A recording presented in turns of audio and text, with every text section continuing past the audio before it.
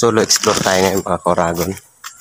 So, ito yung dapat sanang pupuntahan namin ng gabi na hindi natuloy kasi sobrang lakas ng ulan at masyadong malaki yung tubig dito sa part na to.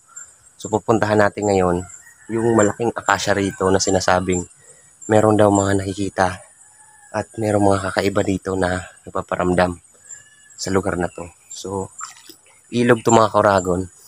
So, malawak yung ilog doon sa may dulong yon, yung may akasya na malaki. So, yun, eksplorasyon natin ngayon.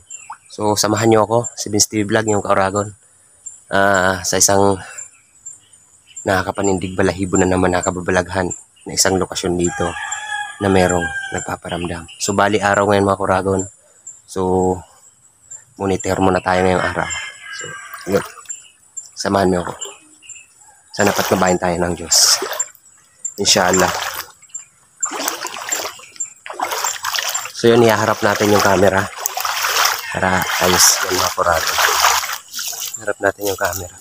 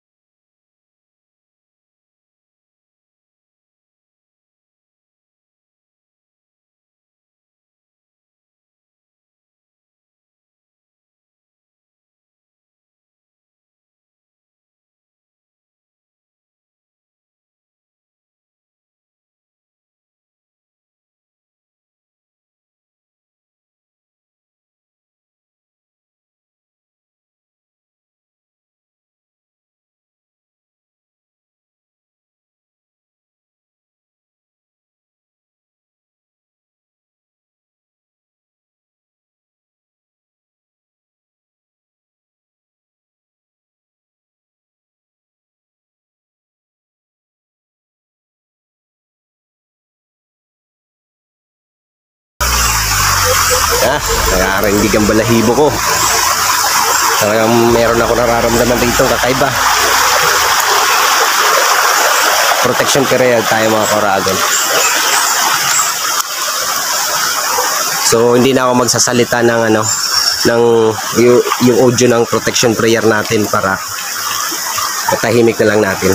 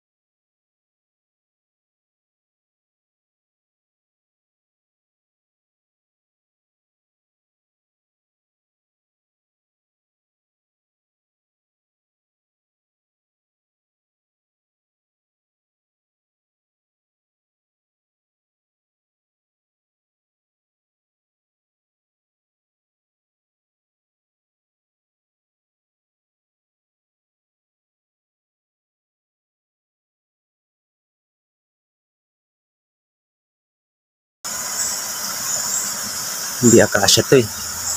Baliti ito. So, maghanap tayo ng daan.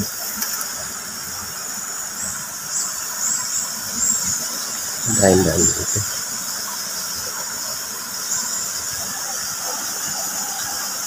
So, medyo makulimlim ako ragon. Lagi kasing naulan dito sa amin. Ito. Oh, yung mga tanim dito. Tayo mga pagkatitan. Yan lang po. Oh.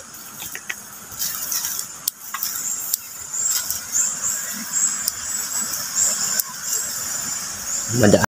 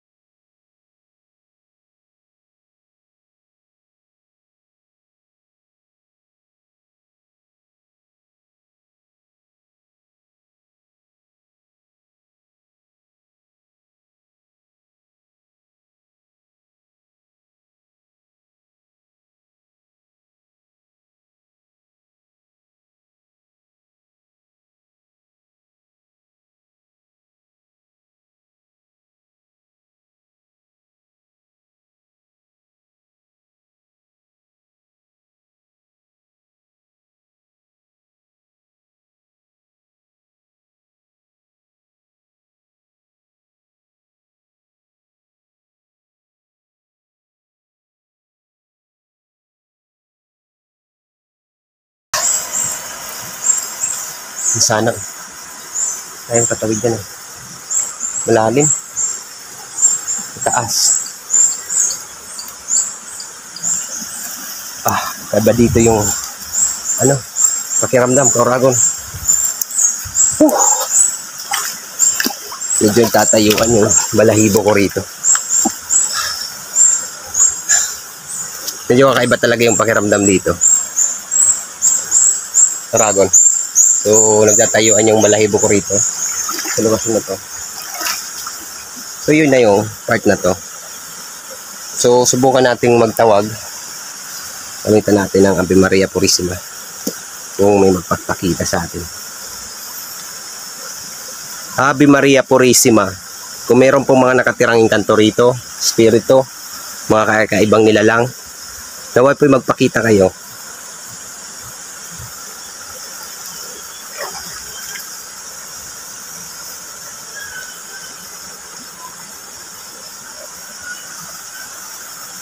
Ave Maria Purisima.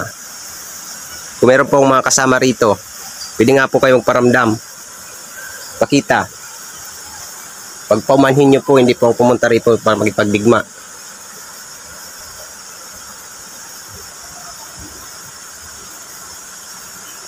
Lumalakas na yung ulan. Umulan ng mga Kauragon.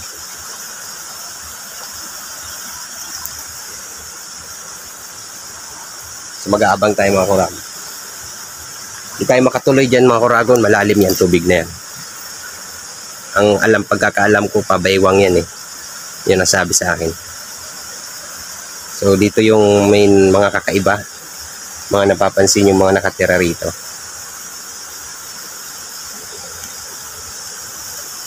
So yung mga Kuragon, hoping sa ayaw na meron tayong maramdaman. So malakas yung hangin at umuulan na. So yun, gumamit tayo ng orasyon para magtawag. So, hoping tayo na may magpakita.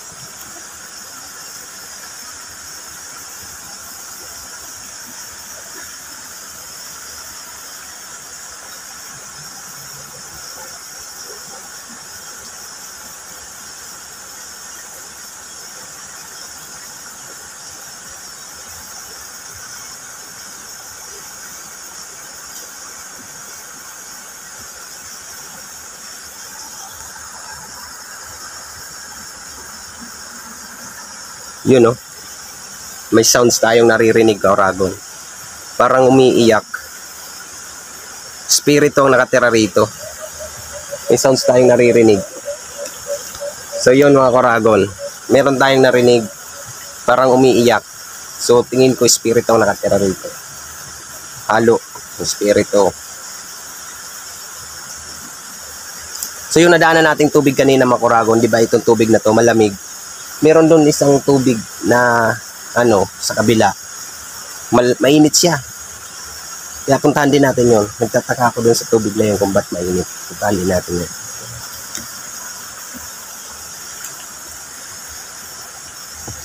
Hindi na ako.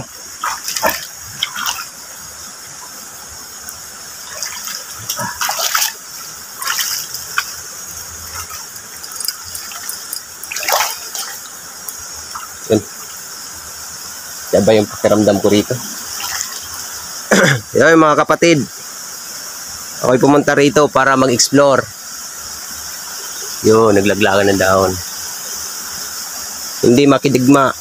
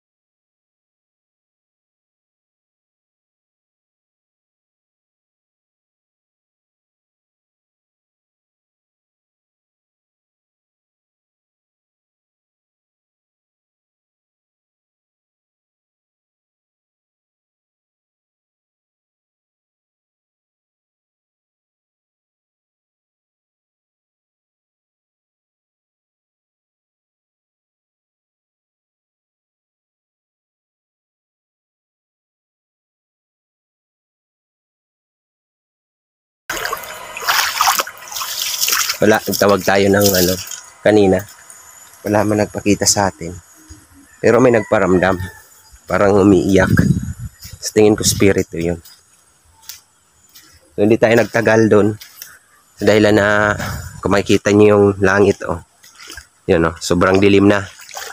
Pag inabot tayo ng lakas ng ulan, malayo pa yung uwian natin. So, yun. Pangit ng panahon na yun. May short dito. May short. Handag siguro ng bata.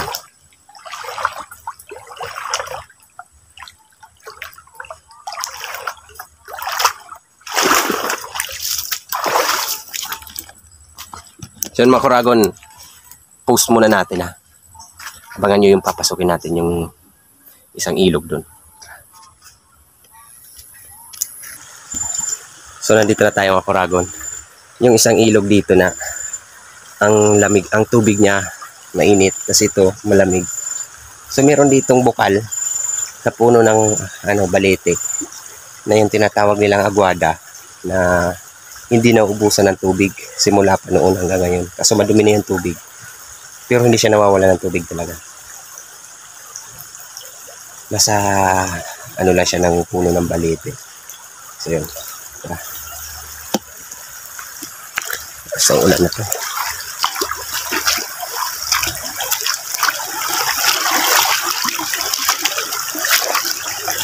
Noy, kano ta maimbong ang tubig di? Ihi po ng oreg. Yan. Ihi po. Isa eh. Hali po doon, ma'am. Ay. Ihi kang oreg yan. Kaya pala ibaw ni ano?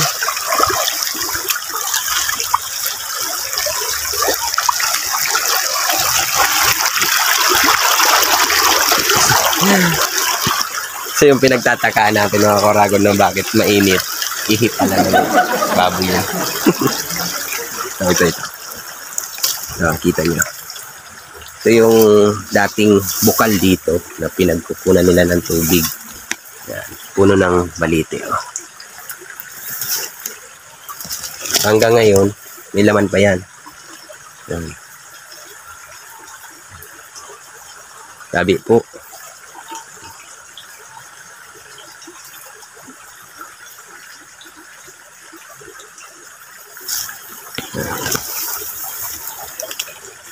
Saway tayo saan tayo karating. Wala, ang galing yun.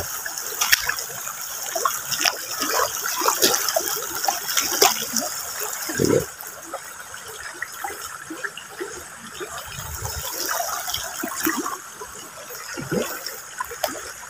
So mga Kuragon, hindi na tayo magtatagal at siguro alis na tayo. Lisaanin na natin itong lokasyon na to. So yun, hindi naman bali parang survey ko lang pinuntahan ko yung lokasyon na yon ng araw. So babalikan natin ang gabi yun. Susitil natin yung gamit natin at hoping sana tayo na kapag balik natin sa gabi meron na tayong magandang nakuhanan. Yun mga Kuragon, pauwi na tayo. So sana tuloy kayo magtangkilik Kibins TV Vlog at sana patuloy niyong samahan ako sa lahat ng mga kababalaghan at mga kaiba ating pupuntahan sa mundo ng kababalaghan. Ito ang yung lingkod, si Vince. Tila tayo mga Kuragon, nabot tayo ng ulan.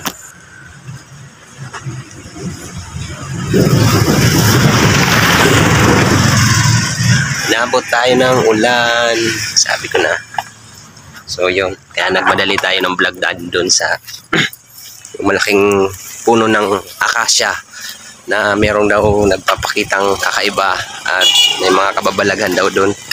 So konting oras lang tayo doon, hindi tayo nagtagal ng Kuragon. So nandito nga tayo at kita ko muna sa inyong magandang view dito sa amin. Yun wow. So, kita niyo yun, ulan na yun, umuulan na doon sa part na yun. So may bagyo kasi kaya yung dagat maalon. So yun, so, nandito tayo mga Kuragon. So nandun pala yung yung daruanak yun, daruanak.